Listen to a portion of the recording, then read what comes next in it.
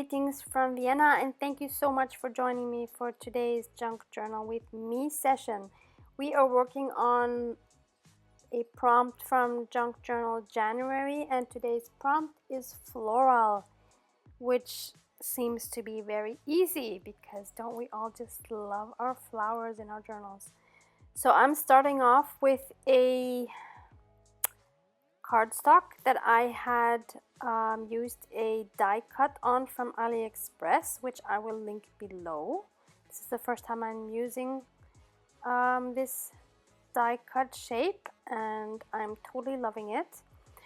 And I found in the latest Daphne's Diary from January that there is a page where there is a label I could use, which you'll see here, and it says all I need is flowers. So how perfect is that for our spread? So I'm going to tear the page out,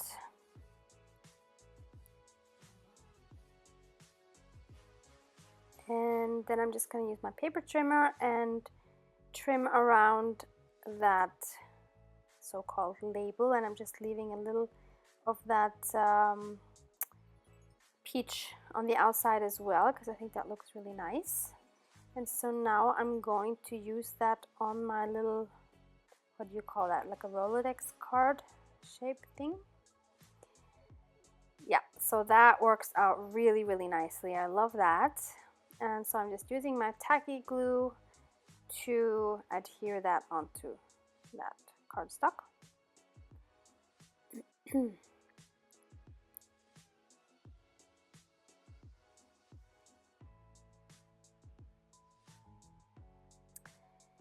And then I thought it still was a little bit too plain, so I thought I would go through my embellishments and see if I would have anything that might work with that.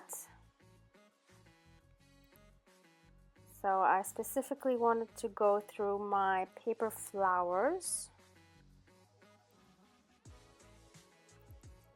That pink totally didn't work, so I wanted to try the white. And I thought that was really nice, so I just decided to put two on top of each other, a smaller one and a larger one.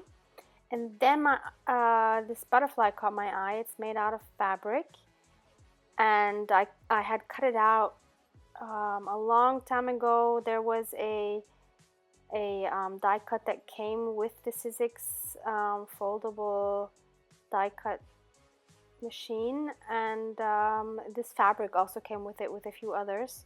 So I had experimented when I got it, and that was one of the ones I cut out, and finally I'm able to use it somewhere. And then I didn't want to leave the hole in that flower like that, so I thought, let's see if I have a little white button that might work well as a center for this.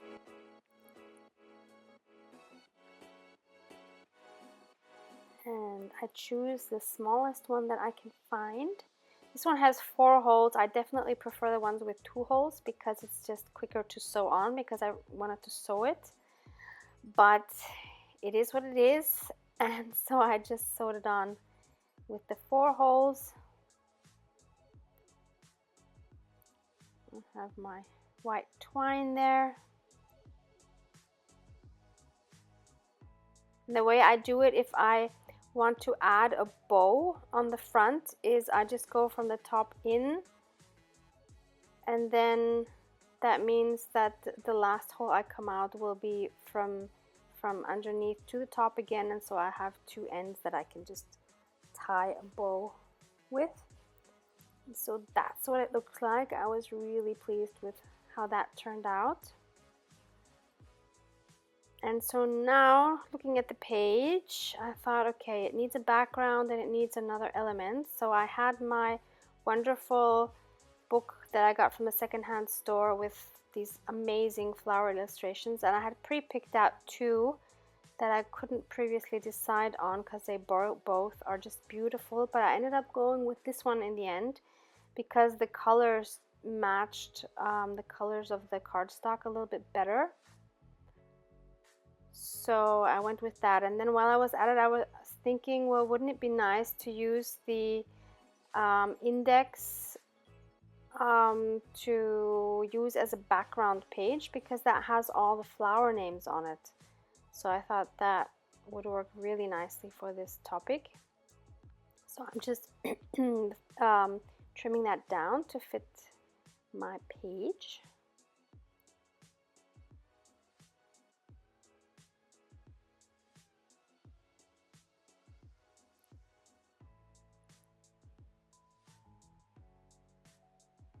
So just gluing that down. And I'm not using the tacky glue because otherwise the page would warp a little bit. And now I'm just gonna tear around that floral image. I'm just gonna use that one part of it. I can use the smaller bulb. Did you say bulb? I don't know. The smaller left part for another spread.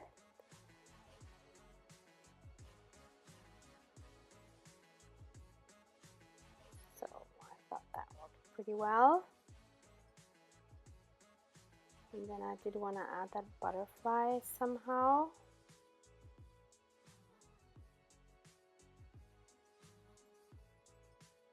So I want to start off by just gluing those two elements down and then seeing where the butterfly would fit best.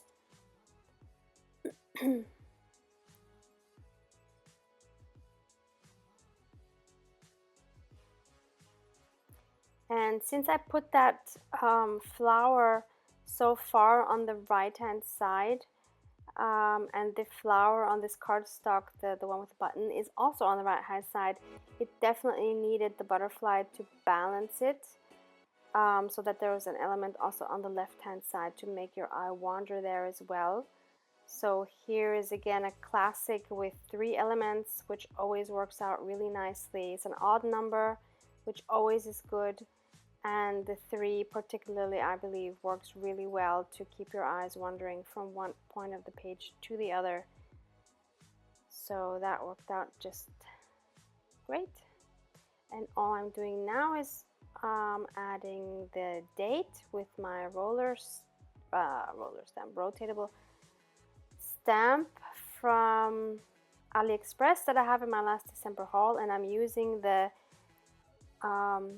archival pink pony no, pink peony, if that's how you say it, ink, stamping the date up there. And that is it for today. Very simple yet effective, I believe. So next spread might again be a collage. So thankfully I have received some comments saying that you guys do enjoy my collages. Yay! So I'm gonna do another one next time, I think. So thank you so much for watching. Bye.